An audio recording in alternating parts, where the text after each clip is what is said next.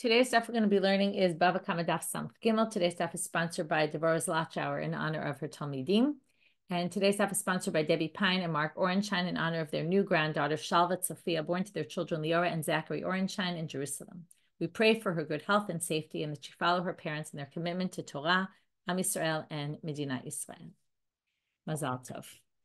We are going to get started today with the braita that we ended with. We're going to finish up the laws of Eish. We're going to finish this chapter and move on to the 7th chapter, which is all about theft. What's interesting is we're already going to mention theft in the middle of our sugya, which often happens that as a lead-in, and we talked about it, that really there's kind of two main parts of Bava Kamma.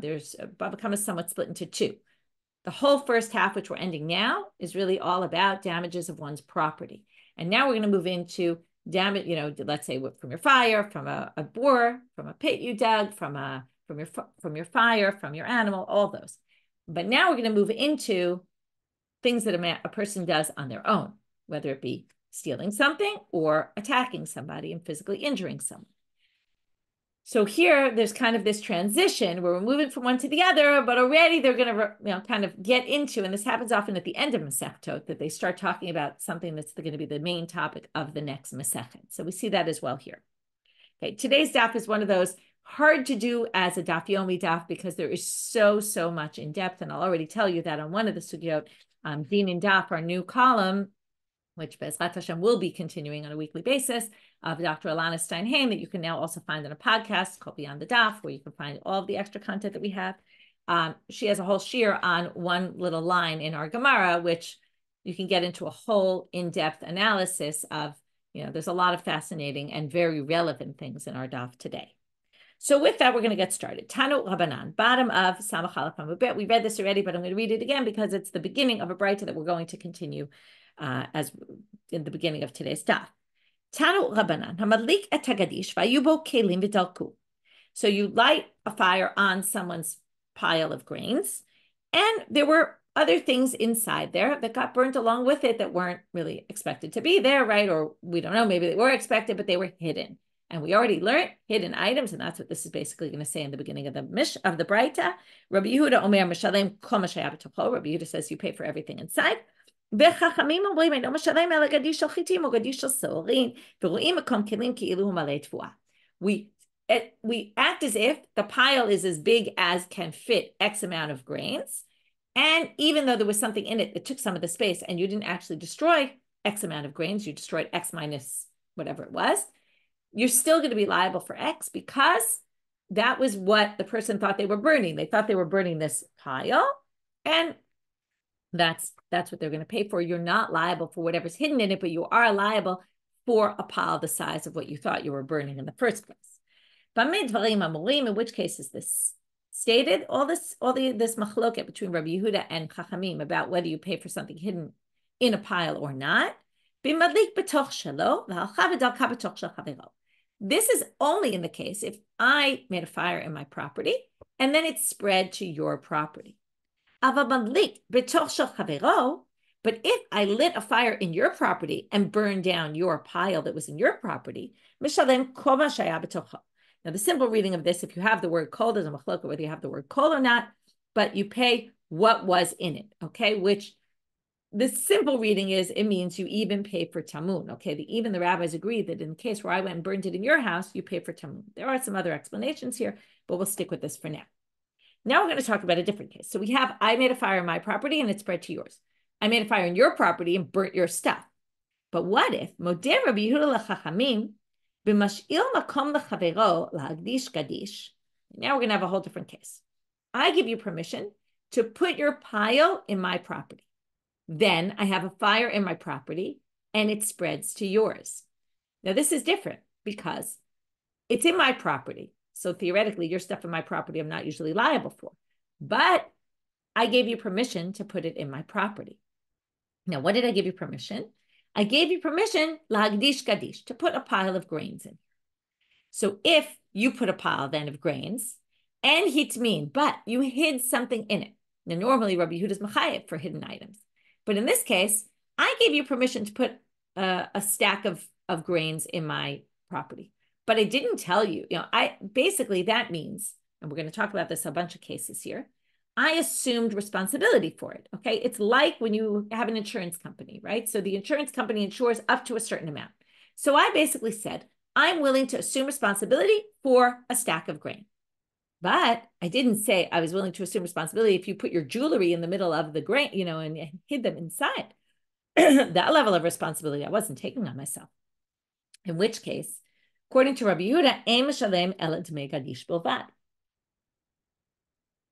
According to Rabbi Yehuda, I would only pay the value of a stack because that's what the insurance plan was up to. Again, yeah, if you view this in terms of an insurance, it's going to be very easy to understand. Okay, and that's really what I'm saying. I'm saying that I assume responsibility for anything that happens to this. So therefore, I didn't assume any responsibility for anything hidden in there, and therefore, even Rabbi Yehuda would agree in this case, which is a third example, right? I made a fire in my property and it spread to yours. I make a fire in your property, right? In both those cases, obviously, Rabbi Yehuda thinks you're liable for anything that was hidden. But in this case, where you put it in my property and I had a fire and I didn't stop it from going to your pile, it's because I knew what it was worth. And I said, it's not worth it to me. I can just pay the money for it and I'll pay you back. But I didn't know that you had some jewelry, some expensive jewel in the middle of the pile. I didn't assume responsibility for that. Now we get to a few variations of that. We're still in this braita that we started with at the bottom of the previous stuff. Lahagdish chitin v'gdish solim. Again, you tell me I'm going to put a pile of wheat. Now, wheat is more expensive than barley. You say, I want to borrow your space. I want to use your field to put a pile of my wheat. And I say, sure, no problem. But in the end, you don't bring wheat. Higdish solim. You brought barley. And I can see that with my own eyes. So now when the fire breaks out, so let's just give it numbers, okay? Let's say the insurance policy was up to $100, okay? Because I told you wheat's worth $100 for a pile. And then you brought something that's worth $80, okay? The barley. So now, what do I have to, so first of all, legdish chitin v'gdish solim, okay, in all the cases we're going to see, we're going to have 4 cases, I'm only going to have to pay the $80 value of the solim. Okay, in this case, it's quite obvious why. If you put barley, even though I agreed the insurance policy, let's say you have an insurance policy for up to $1,000 of damage or whatever it might be, or let's just use our numbers, 100. But the damage that happens at your house is only $80 worth of damage. So of course you can't claim $100. You didn't have $100 worth of damage. Okay, so that's case number 1. Case number 2, se'orim v'gdish chitin. I agreed that you could bring a pile of se'orim. That means I only agreed to insure you up to $80. But you, higdish chitin, you brought in wheat. Well, I didn't commit to paying for a pile of wheat. So therefore, again, I didn't get to the last line, but the last line of this after bringing all 4 cases is going to be you only pay se'orim. I only have to pay for what I committed to. I committed to barley. I didn't commit to wheat. Chitin b'chipam b'se'orim. In this case, it's like the first case. I agreed to the wheat, which would be, let's say, $100. But then what did you do? You put a pile of wheat in my field, like I had promised that you could, and I'd watch over it. But the upper layer, you put barley on top, which means that when I saw your pile, I assumed that the whole thing was barley. So when the fire started spreading and I didn't stop it from getting to your pile, at that point, I said, I'll have to pay you $80. What's the difference? I can afford $80. But I didn't know that it was really wheat. And let's say it's worth, I don't know, if it was mostly wheat with a little bit of barley, let's say it was worth $98. Okay, I didn't know it was going to be worth $98. I didn't assume, I wouldn't have let it burn had I known I'd have to pay $98. So since you kind of tricked me, not on purpose, but you put barley at the top, I thought it was barley. Even though I agreed originally to pay $100, it doesn't mean that I have to pay that now. Because when this fire broke out, I let it go because I figured, it's less money than the whole policy is. Se'orin v'chipam b'chitin, if it was the reverse case, I committed to barley, and really the end doesn't matter because it's obvious what the halacha is going to be. If I only committed to barley, then I only committed to $80. I don't have to pay more. In this case, what did you do? You put barley, but at the top, you covered it with wheat. Well, still, we don't say I have to pay, let's say it's going to cost now $85 because the top layer is wheat, and therefore it's a little more. I obviously don't have to pay that because I only committed to barley. So in all these cases, I'll only have to pay barley. Now, Tosfot, based on something we're going to see in the next line, basically says that all these cases where I only have to pay $80 is obviously only if there was a fire in my field and I didn't stop it from getting to your pile. But if I intentionally burned your pile, that would be a different story. Okay, if I go and I burn your entire pile, it doesn't matter what I committed to. That's not an insurance policy. That's when, the insurance company comes and burns your stuff and destroys it. Well, then they're obviously liable for what they did. Okay, and they can't say, oh, we only insured you up to this, and now we burned your house down. We don't have to pay you for everything. Obviously, they can't do that because they actually burned your stuff intentionally. That's a whole different story. And you'll see that in a minute right now. Rav is going to now say a halacha, and then after, someone's going to come and say, Rava, why are you saying this? Or why did people say this in the name of Rava when it's actually the exact same thing that appeared in the braita? So, Amar Rava, hanoten dinar zahav liisha. A man gives a golden coin to a woman. Va'amar la, he's a haribo shel kesefu. And he says to her, listen, watch over this coin because it's silver. Now, it's not silver, it's gold. But he told her it was silver. Now, either she didn't look at it. The Quran has a footnote that said the reason why this case is with a woman is because women weren't the one who did the business dealings in those days, and they wouldn't necessarily know how to distinguish between a silver coin and a gold coin. I find it hard to imagine that they couldn't see the difference between silver and gold, but maybe the coins did look very similar. Again, I don't know the reality of the times, but anyway, it's an interesting question. Why this is specifically an example given with a woman, because this isn't a particular case. This is just they're giving an example. In any case, if someone gives this coin to the woman to watch, but tells her it's silver, so she accepted responsibility of silver coin. A silver coin is worth a lot less than a gold coin. And here's going to be where Tosfot gets it from, what I just said a minute ago. Hazikato, if she damages it, mishalemet dinar zahav. If she damages it intentionally, she obviously has to pay the dinar zahav of the amount that she damaged. That's for sure. Mishum da'armale, because he could say to her, "My havalach gabech da'azikte." What were you doing that you damaged? I asked you to watch this and you went ahead and smashed it to pieces and destroyed it. Of course, she's going to have to pay full damages. But pash'abo, but if it was pshi'a means she was negligent, meaning she didn't watch it properly and something happened to it and she didn't do her job properly. Mishalemet shel kesef. She only has to pay the value of a dinar of kesef. Why? To amrale, she could say to him, I accepted upon myself to watch a silver coin. That's what you asked me to do. That's what I said yes. I didn't accept responsibility for a gold coin, so she doesn't have to pay. So this is the exact same thing that we saw in the braita. To which Amar le Rav Mordechai le Rav Ashi, Atan b'derava manitula. You quote this in the name of Rava, but we mimanita pshitalan. We quote it from a braita, which is much stronger, right? In other words, why are you quoting it in an Ameimar name when you could quote it from a braita? And now he quotes the braita that says this basically same idea. Chitin v'chipam b'seorin, seorin v'chipam b'chitin, eno mishalem ela demei seorin bilvad, right? If you committed to chitin, but then you covered them with barley, or you committed to barley and you covered them with, and at the top layer was wheat, you still only pay the demei seorin. Alma, therefore, Amar le netiruta desare kabili alai, hachanami amar la netiruta dedava lo kabili alai. Just like in that case, you could say, I only accepted upon myself watching things for the barley, that level of protection. Also here she could say, not that level, but up to that amount of protection. Here also she could say, I only accepted, right? I didn't accept upon myself to watch gold. So I'm not willing to pay more than that. This is why I said it really compares to an insurance policy. Insurance policies often have a maximum. We're not going to pay any more than this. Amarav. Now we're going to move on to another thing. And this is also another fascinating topic, which also has to do with insurance companies nowadays. Shamat milta Rabbi Yehuda v'lo yadana mai. Okay, the first thing we have is Rav says, I heard something about Rabbi Yehuda's opinion, but I don't know what it is. Okay, either I don't remember, or I don't know, or we don't know. Somehow Shmuel claims to know what Rav is talking about. Amar Shmuel v'lo yada Abba mai shmiele. What, you didn't hear Abba? He calls Rav Abba. It's a term of endearment that he uses often for, Shmuel uses for Rav. I'm sorry, Rav, not Rava. He uses Abba as a name for Rav. He says, what, you didn't hear this? And now he says, the Rabbi Yehuda de Machayev on niskei tamun be'esh. According to Rabbi Yehuda, if you're liable to pay for damages that you burnt in a pile, even though you couldn't see what it was, asu takanat nigzal be'isho. It means that the rabbi, according to Rabbi Yehuda, they must have instituted the same takana they instituted, which we don't know yet what this is, for someone who had items stolen from them. Same thing for someone who had items burnt. Okay, let's go back and let's explain what this is.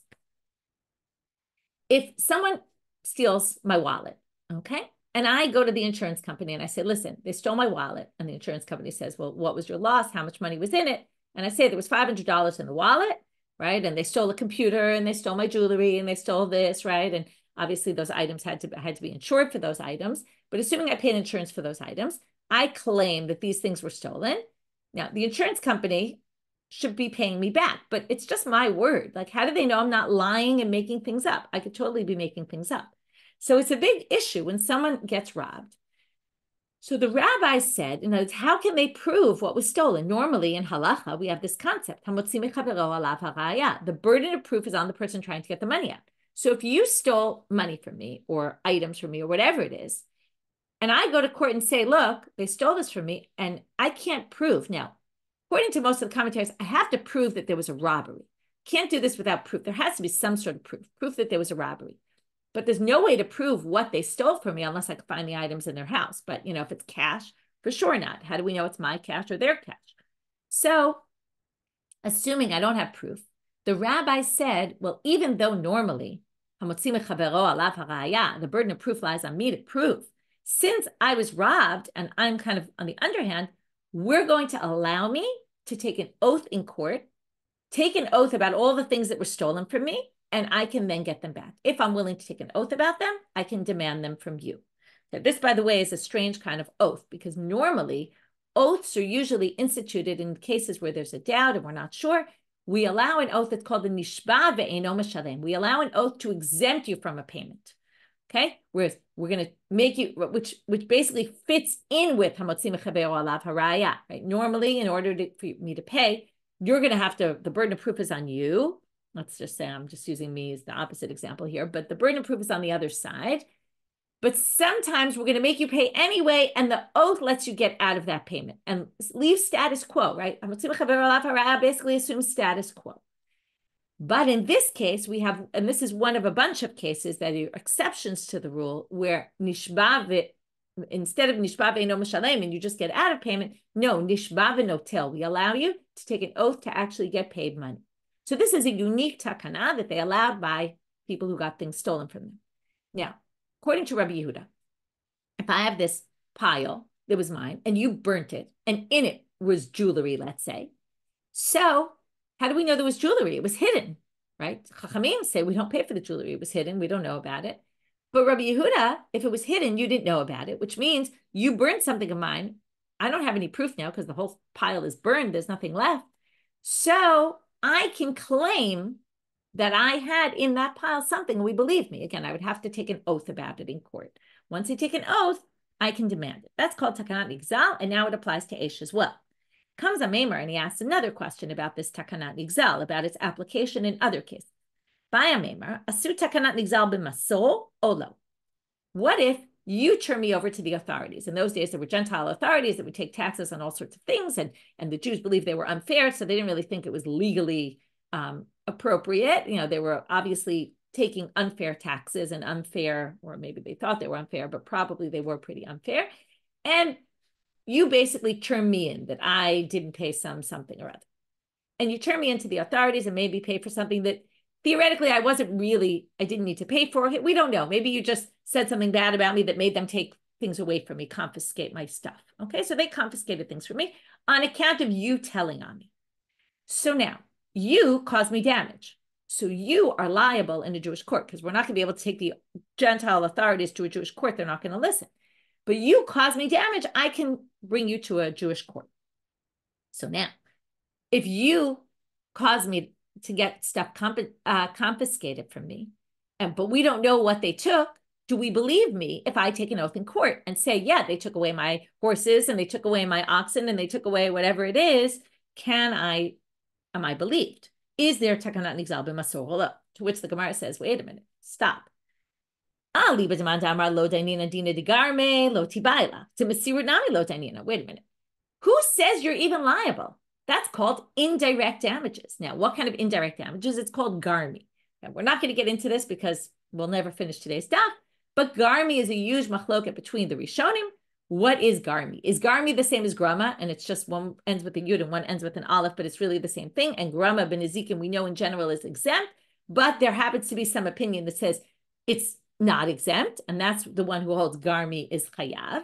But some people say, no, garmi is in between direct damages and indirect damages. It's a less indirect, meaning it's more direct than indirect, but it's still indirect. And then the question is, taking the sugyas where garmi appears, like, for example, someone who turns someone over to the authorities and they confiscate their stuff, which you could see is somewhat direct, because you told on me, I basically had to pay. So, and then you have to take all the cases where garmi is mentioned and say what typifies these and what makes them different than grama. And for that, there's a wide range of opinions about what garmi is and what defines garmi. But in any case, the main thing you need to know right now is there's something called garmi, which either is grama, and then we're going to see that there's a machloket about grama, even though generally we say indirect damages, you're exempt. Maybe there is someone who says you're obligated. Or there's this in between, which is not exactly grama, but it's not exactly direct. In any case, there's a machloket about garmi. If you say you don't pay damages for garmi, then obviously there's no question, because obviously you're not going to pay. So obviously I'm not going to take an oath about anything. Because you wouldn't be able to be judged. The question of Ameimar is obviously, according to the one who holds, there is garmi. Garmi is chayav. Okay, you're liable for damages that are garmi. And then the question is, asu takanat nigzal b'masordim shabeh v'shakil. Can you take an oath and get the money back? Olo, or not, or only if we know for sure what they took, then I can get compensated for my loss. And we end with we don't know the answer to this question. Now we have a case. A man came along, kicked a box that was a safe box, okay, like a safe. They took my safe and they kicked it, okay? They kicked it, and what happened to it? Shadi Benara, and it went into the river, and that was the end of it, okay? Shuli Mishkan has a whole article this week in Flashback about safes in those days. What kind of safes did they have? And we're going to see from the story some details about what we're going to learn about safes. A safety deposit box, if we want to call it, because it's really a box here. Notice the root, haspata, is from kesef, okay? In English, it's called a safe, but in Hebrew, it comes from money, which is going to be important in the story as we go on. So now, the guy who had the safe box thrown into the river says, this is what was in my safe. So Rav Ashi sat and said, what do we do? Because we have no idea what was in the box. He could say anything. No one has a way to ever check him. Okay, either Ravina said to Rav Acha or Rav Acha said to Rav Ashi, is that not our Mishnah? What does our Mishnah say? Now we have to remember the last line in our Mishnah. Ditnan umodim chachamim l'Rabbi Yehuda b'madliket habira shemishalem kol ma shebetocho shekein derech bnei adam lahaniach bebatim. The rabbis agree with Rabbi Yehuda. Now we didn't really talk about this element before, but the rabbis agree with Rabbi Yehuda that if you burn a building, then whatever's in the building is not considered hidden, because it's typical for people to leave things in buildings. So you have to compensate for all the damages. So now he says the following: if you have to compensate for whatever was in the house, because we assume there were items in the house, we can assume there's money in your safe, because that's what's in a safe. And therefore, obviously, how else are we going to find out? Just like in the house, how else are you going to find out? It's not like someone did inventory of all the items that were in the tower before it was burned. Obviously, it must be we allow the person to come and say and take an oath about what was in there. So likewise here, to which he says the following interesting statement. Amarle, and this teaches you about the reality, or at least the way he perceived the reality in those days. If you're claiming money, yes, he can come forward and claim X amount of money was in this box and I get paid back. But that wasn't the case here. Here, he claimed there were pearls in the box. Did people really put, the question is, did people normally put pearls in a box? As we allow you to make your claim as long as it seems to match the reality of what we know that people do in those days. It has to be within the realm of possible or likely, I would even say. So the question is, did people really put jewelry in safe deposit boxes or no? Now, in our day, we all know People put jewelry, people put important documents, people put money, they put all sorts of things. But it sounds like in those days, it wasn't so clear that these boxes, and maybe that's why it's called kaspata, for money. They were used specifically for money and not for jewels so much. And therefore, if someone claims my jewels were in there, maybe we don't believe them. So we're left with this question, and it's very interesting that they answer teku because it was an actual case and they just didn't know what to do. So I guess he didn't get his money because someone said mechaber alav haraya. Amalei Rabbi Yehuda Rabbi Ashi. Tan katsa de kaspa bebira mai. Another question like this. If someone claims that in my house that you burnt down, there was a special silver goblet that was worth a lot of money, do we believe me? So again, do we assume it's typical or not? So we're going to bring 3 scenarios. 2 will say, yes, we believe. And the third one, we don't believe. Chazina, we check the following. We assess. We make an assessment. Number 1, we check. Maybe there's a wealthy person. If it's a wealthy person, we can assume they probably had a fancy silver goblet. Inami, or alternatively, inish mahemnehu. He might be a trustworthy person. If you're trustworthy, people will bring you things of theirs to watch. And it could be you had a silver goblet that belonged to somebody else that you would assume responsibility for. Then, mishtabiv shaka. Then we're going to allow you. But ilav, but if not, lav kol kamine. Well, if not, if we don't have proof, now it could be, see, you're right, it could be you got an inheritance. Yeah, but we need some sort of proof that, if there was wealth in your family, if there was, right, we need some sort of proof that there was wealth or trustworthiness that people generally bring you things to watch. Without proof of that, we're not going to believe you. We're not going to let you take this oath. So we have this concept that if something gets stolen from you, you're allowed to take an oath and get it back. But then we had all this grayer area, which is what if, right? We said by Aish it works also if it's tamun. But what if it's someone who brings you over to the authorities? What if it's an item that's not normally found in that kind of place? Then what? Or it's an atypical amount of money. Do we assume that we believe you or not? So it's very interesting.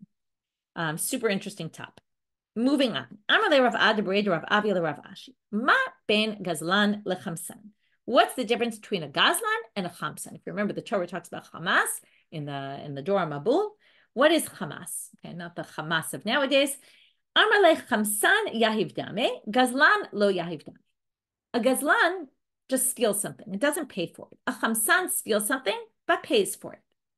So now, Amarle, I don't get it. Yahiv dame, chamsan karile. If you come into my store and I don't really want to sell you something, but you force me to sell it, and I sell it, and you pay me money for it, what's wrong with that? In the end, you paid the money. Why is that a big deal? And in fact, how do we know it's not a big deal? Ha'amar Rav Huna, talyuha v'zabin zvine. If they tie you up or hang you and say like, put you on a, and put you in a corner and force you to sell, the sale is valid. You can't go back later and say, I never meant to sell it. So if the sale is valid, how could we call you a chamsan as if you did something wrong? In the end, it was a valid sale. So what's the difference if you forced me or didn't force me? Lo kasha, this is not difficult. Hada amal rotzeani, hada lo amal rotzeani. This goes back to things we've seen in other cases, like, for example, in a forced get, where the Beit Din has the right to issue a chiyuv get. In certain cases, they do. And then they try to force the person to give a get. Remember, and you're not allowed to give a get unless you say you do it of your own volition. So you can try and, force their hand to basically force them to say, oh, I want to do it because I want you to stop putting sanctions on me and all that. So this is a very fascinating topic, and Dr. Alana Steinhain talks about it in her Shiur this week in Din and Daf, all about, by the way, I know there were some issues with the podcast last week and some of the podcast channels. It should be resolved already. So if you're having trouble, please let us know so we can try to fix it. But in any case, it's a fascinating Shiur about how much your intention plays a role here. That's really the fascinating topic of what they seem to be saying is, if you agree in the end, then that's okay. Then the sale is a sale. If you are forced to do it, you don't want to do it, and you don't agree, then it's not. Okay, the question is, what does it mean if you say rotzani? What if you really don't mean it and you just said it? And do we care what's in your heart, or do we care what you said? This is part of what Alana gets into in her Shiur. Anyway, definite fascinating topic, this talyuha v'zavin zvine, right? If someone forces you into something, in the end, it's a valid sale, but to what extent? And that's also a debate, as always, among the commentaries, how to define this difference between until you say I want or you don't say I want. Here, by the way, I just want to remind you, this is where I said this sugya really belongs in the next chapter about stealing. But somehow they already talk about it here, since we already talk about takanat nigzal, they brought it up already, kind of almost as getting you ready for what's about to come. Turning now to Amud Bet. Now we start the last Mishnah and last section of the Gemara in this chapter before we start the new one. Getz she'atza mitachat hapatish v'yizik chayav.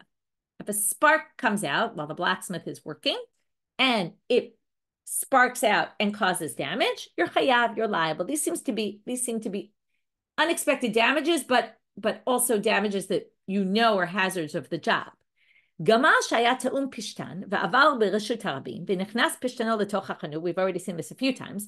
Camel is carrying flax on his back, walks in reshut harabim, but there's a lot of pishtan that's coming out the sides, and it goes into a store, and dalku b'nei rosh shel chemvani, and it gets lit up by the fire by the candle that the chemvani has in his store. V'hidliket habira, and then he keeps walking and burns an entire building. Baal gamal chayav. So the owner of the camel is liable because it was his fault for not being careful.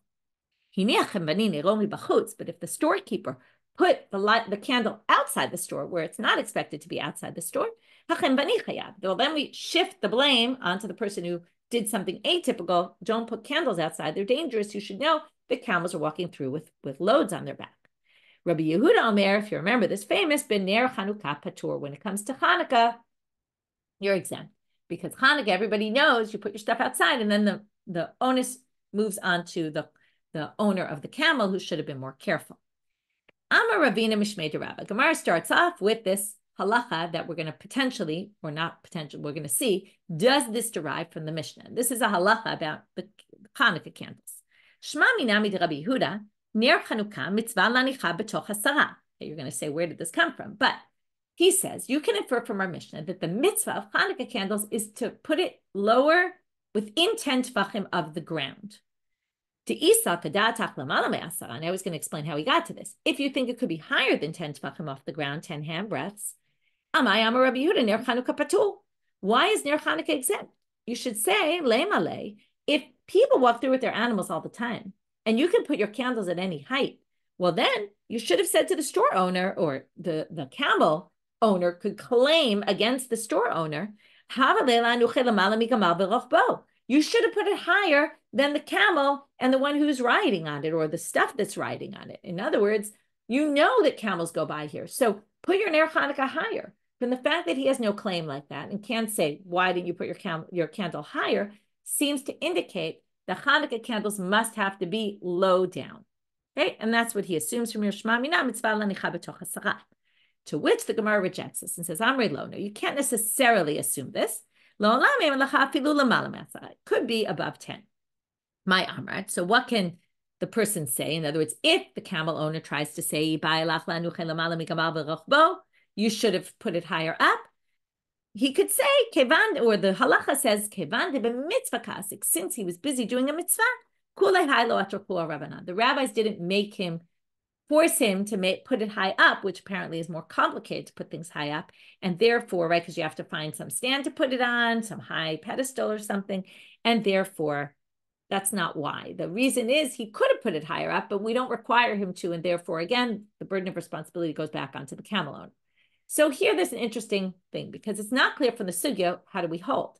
If you look in the Shulchan Aruch, they actually hold that you're supposed to, lechatchila. Ideally, we should be always putting our Hanukkah candles under 10 tefachim off the ground. It's very relevant. If you put them outside, and you put them on a shelf outside that you have outside your house, or a ledge that's above 10 tefachim, lechatchila, you're not supposed to do that. B'di'evet, the Shulchan Aruch paskins, if you did it anyway, you're yotze, okay, it's fine, but ideally it should be 10 tefachim, within 10 tefachim from the ground, based on this sugya. Even though they don't conclude that, they say you can't necessarily drive it from our Mishnah, but it doesn't mean it's not true, okay? And then because there's this back and forth, you have this in-between halacha. Well, ideally you should do it, but if you didn't do it, it's okay. And now we're going to have what's the maximum height. And this we remember from Sukkah, from Mavoi, from all these halachot we've learned in the past, right? From Eruv, where you put your lechi and koreh, your beam that goes across can only be within a certain height. Amar Rav Kahana, Darish Rav Nata Bar Yomi, Mishmei de Rabbi Tanchum. ner Chanuka shenicha lamala me-20 ama, psula kisuka ukimavoy. Just like by sukkah and by eruv, we say, right, the mavoy is the alley where we want to put up an eruv.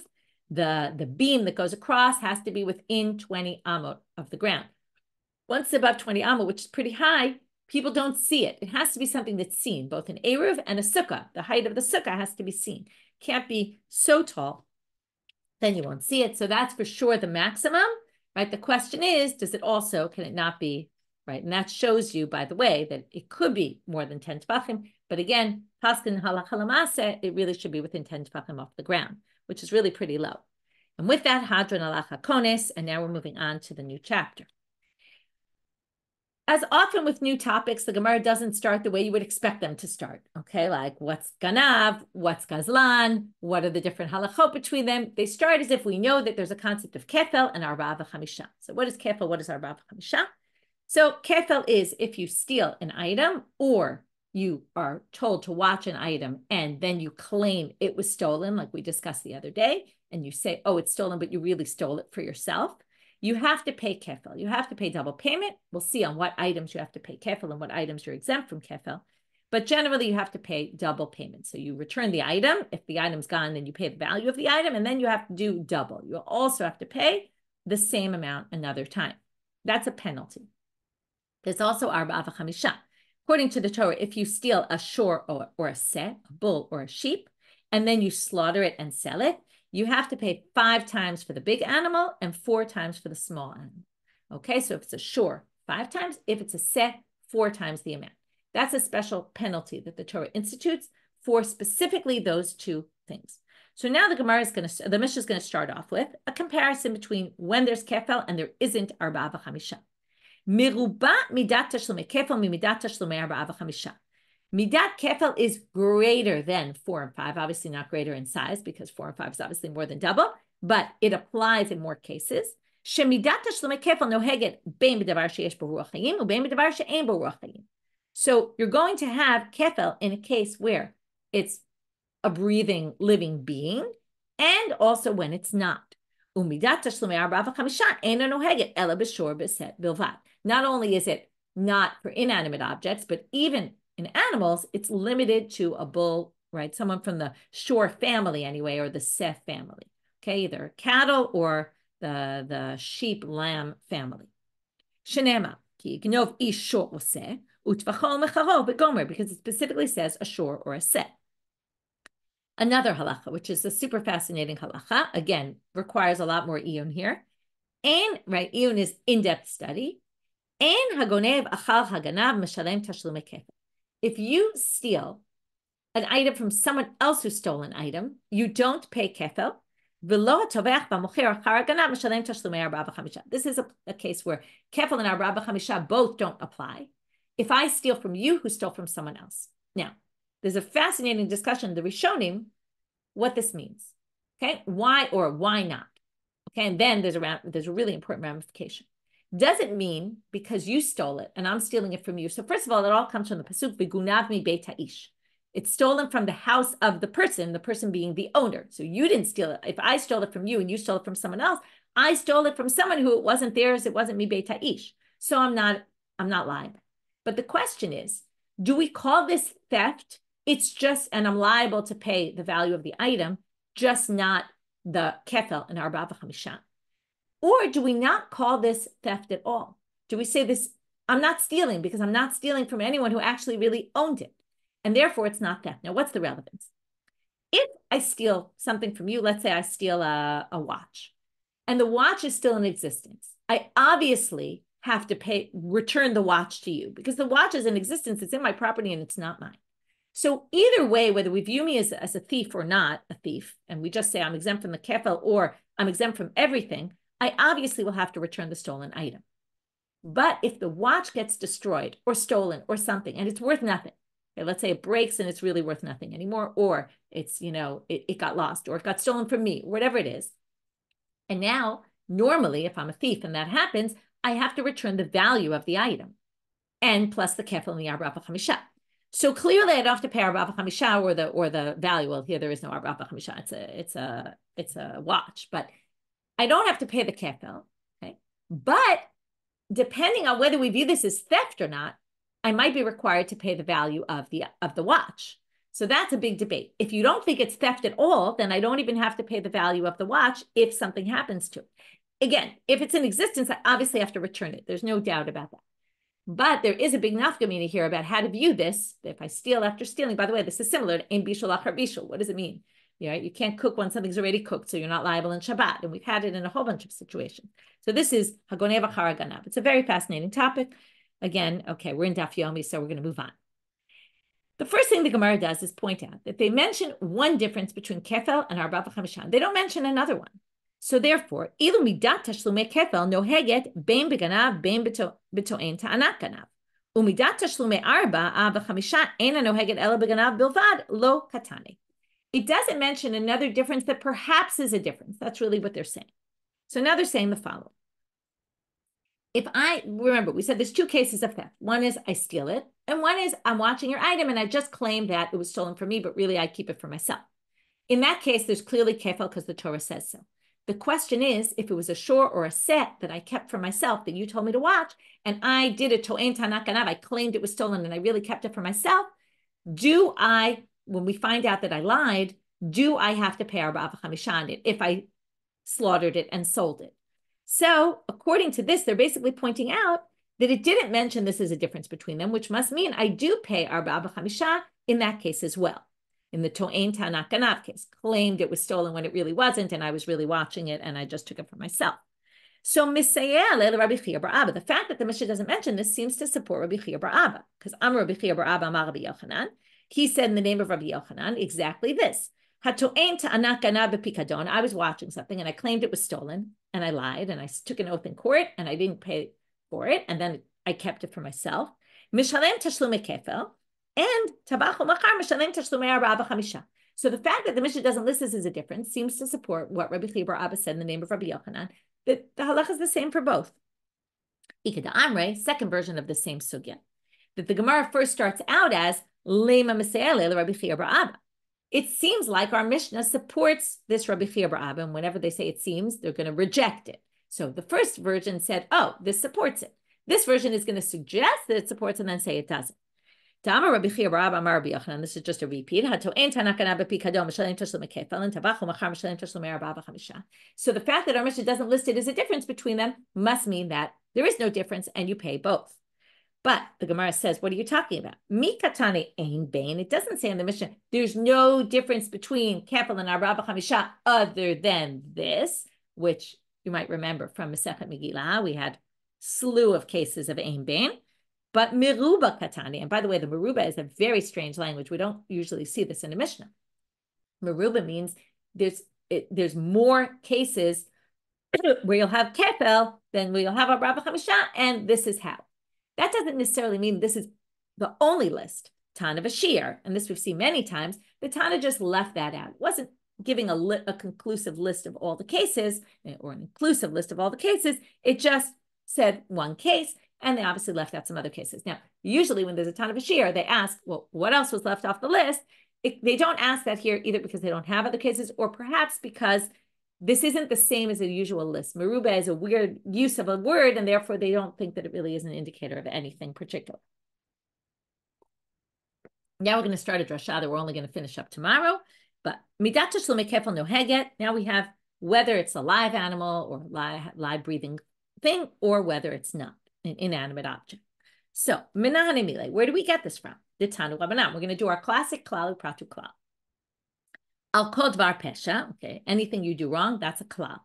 Al shor, al chamor, al sev, al sama, okay, an ox, a donkey, a sheep, or a goat, or a piece of clothing. Prat, those are the details. Al kol aveda, on anything that was lost, right? They use chazar v'kalal. So that's anything. Al kol. Klal upratu klal, iatadan ela ke'en haprat. So now you learn a klal upratu klal, it's like all the details. So let's go over the details. Mahaprat, what makes these four things? What's unique about all four of them? Miforash, davar, mahaprat miforash, it's detailed, is davar hamitaltel v'gufo mamon. It's something that's movable, and it has inherent value to it. So we're going to see what doesn't have inherent value. In a minute, we'll see. This is going to include all that. Av kol davar hamitaltel v'gufo mamon. But yatsu, what's not going to be included? Karkaot, land, she'ena metaltalin, because they're not movables. Yatsu avadim, shukshula karkaot, slaves are generally considered like land, although we've seen debates about where they fall. But for this purpose, we're going to view them like land. So you steal slaves, there is no kefel payment. Yatsu shtarot, documents, if you steal an IOU, she'afal pisha metaltalin, ein gufa mamon. They don't have any inherent value. If I have an IOU that you owe me $100 and someone steals it, it's just a piece of paper. The paper's not worth $100. What it says in the paper is worth $100, but the object itself is not like the value of a seh, which has its own inherent value. So we're going to get rid of shtarot. That's also not included here. And for another reason, yatsa hekdesh, because re'eu ktiv. If it belongs to the temple, it says re'eu, this we've been to before, and therefore you're exempt. To which the Gemara starts to ask a bunch of questions. But wait, we have short, seh, and chamor. All those things, the nevela carries impurity. This is going to sound familiar because we had this in a previous sugya not so long ago. But maybe it doesn't include birds. Wait, could you say this? But wait, you can't say it doesn't include birds. Even clothing is included. So obviously birds are going to be included. No, they said, no, we have two categories. Animal category, which doesn't seem to include birds because they didn't bring any example of birds, and clothing and items like that. So you might say, once you're in the animal category, maybe its body will be matame by touching and carrying. That will be included in, but maybe birds that has a unique kind of tuma and it's only for nevela of a kosher bird. Anyway, not gonna get into that, but it's not mitame b'maga umasa by touching and carrying. Maybe it's not included here. So we'll get back to this tomorrow and finish that up. That whole sugya of where we get all the details from. What we did today was we started with Eish, with the machloket about tamun between Rabbi Yehuda and the rabbis, which case they agree with one agrees with the other. We had a few different cases like that. We talked about, what if you accept to watch someone's stuff? What level of responsibility do you assume, like an insurance company? Then we went to, what about if someone has a theft? Do we, can they claim, right, and take an oath to get what was stolen? Do we believe them? In what cases do we believe them? What cases don't we believe them? Which cases do the takanat nigzal apply to besides just theft? Then we got to the difference between ganav and gazlan and chamsan. Ganav and gazlan we'll get to throughout our chapter. By the way, there's an excellent introduction in the Schottenstein for our chapter. So if you have it, I recommend you read it in the art scroll. It has a very good introduction of a lot of the basics that are necessary. Probably in the Quran they have one also, but the Schottenstein goes into a lot of halachic details, which are helpful. If not, it's fine. We'll get through them as we learn them. Then we got to this damage of accidental damage or somewhat accidental hazard of the job, occupational hazard, and the cases with Chanuka, the exception to the rule. And we got to there about the height of the Chanukiah. And from there, we got into the difference between when there's kefil payment, when there's no arba'a b'chamisha payment, what the difference is. There was one difference in the Mishnah. Perhaps there's more differences. That was a whole debate in the Gemara. And then we got into what's the source for where tashlim kefil, which cases does it apply to, and how we get it from a klal u'prat u'klal from the verse there. That's it for today. Wishing everybody a good day.